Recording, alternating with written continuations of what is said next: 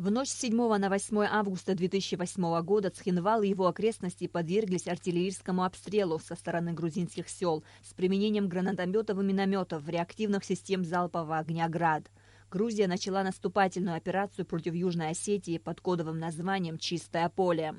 Несмотря на ожесточенное сопротивление юго-осетинских подразделений, грузинские войска смогли взять под свой контроль часть Цхинвала и 8 юго-осетинских деревень. В условиях сохраняющейся прямой угрозы жизни российских граждан в Южной Осетии во второй половине дня 8 августа Россия направила в Южную Осетию дополнительные силы для поддержки российских миротворцев и защиты мирных жителей. В сложившихся обстоятельствах Российская Федерация была вынуждена предпринять операцию по принуждению Грузии к миру. 10 августа российские войска, юго-осетинские ополченцы и силовые структуры полностью вытеснили грузинские войска за пределы Южной Осетии. В посольстве Южной Осетии в Абхазии вспоминали о трагических событиях августа 2008-го.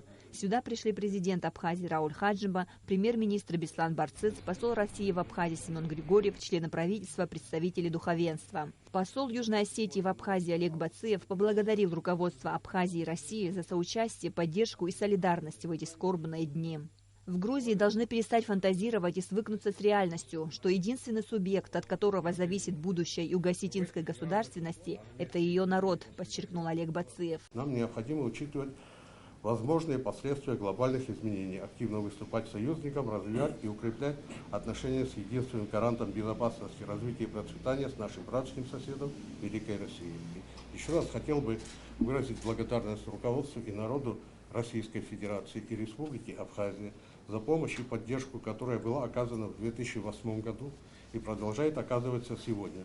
Президент Абхазии Рауль Хаджиба выразил слова поддержки братскому осетинскому народу и отметил важную роль России в установлении мира и стабильности в Южной Осетии и Абхазии. Мы переживали за все, что происходило в эти дни в Южной Осетии. Действительно, ситуация была достаточно очень сложной. И Осетия взяла на себя весь тот мощный удар грузинской стороны и сумела защитить себя. Мы преклоняемся перед южноосетинским народом, который взял фактически на себя весь этот удар. И при успешном исходе с грузинской стороны, то не исключено, чтобы это развитие имело бы и на территории Абхазии. Мы благодарны российской стороне, которая нашла в себе силы в тот период и предприняла все шаги для того, чтобы не дать уничтожить южно-осетинский народ.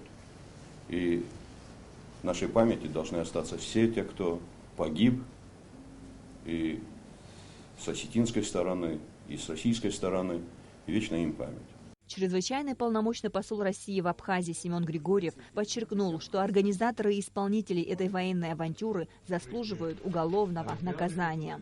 Все расставит по своим местам не только Божий суд, но и со временем Международный уголовный суд, потому что все то, что устроил грузинский режим 8 августа 2008 года, целиком и полностью подпадает под характеристики военного преступления.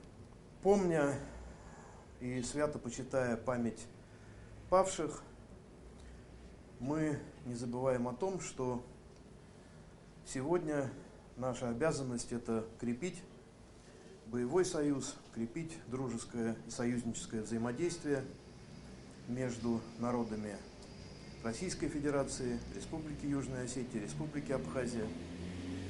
А Россия делает все, чтобы создать благоприятные условия с точки зрения безопасности, с точки зрения экономики для развития этих молодых республик.